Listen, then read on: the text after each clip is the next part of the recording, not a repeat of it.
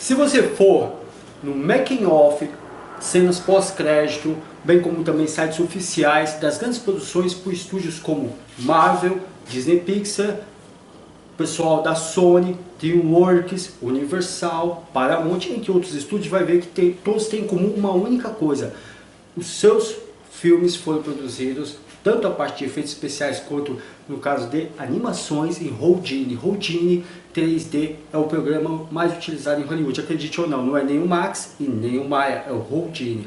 E é sobre esta ferramenta, esse excelente software 3D que eu quero te falar, que não só é responsável por toda a produção bruta dos filmes da Marvel, como também suas animações, as animações da Disney, Pixar, como também por filmes como Transformers, exatamente, franquias aí vencedoras, né? Eu poderia citar muitos filmes, né? Mas fica muito mais fácil você acreditar em mim acessando não só o site oficial do Houdin, que está aqui embaixo, como também da Marvel, da Disney, da DreamWorks, Paramount, entre outros grandes estúdios.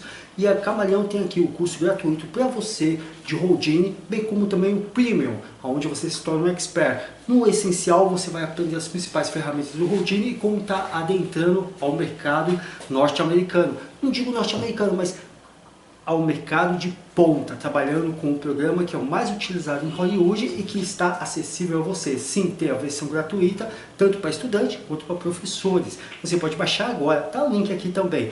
O legal e interessante do curso é que eu vou estar não só compartilhando com você os primeiros passos, mas como você pode fazer animações e efeitos. O curso é bastante abrangente no seu módulo essencial. No módulo Expert, ele é justamente focado para você que quer se tornar um profissional de ponta e está incorporando mais essa excelente ferramenta no seu cast de projetos. Vale a pena você estar conhecendo o Houdini. Ele é, como eu já disse, o programa mais usado nos estúdios de Hollywood atualmente. Não precisa acreditar em mim não, como eu já disse, basta acessar qualquer um dos sites dos grandes estúdios em Hollywood e você poderá checar por si próprio, tá ok? Muito obrigado por permitir compartilhar essa dica com você. Te aguardo no curso aqui de Houdini pela Camaleão Digital. Até lá!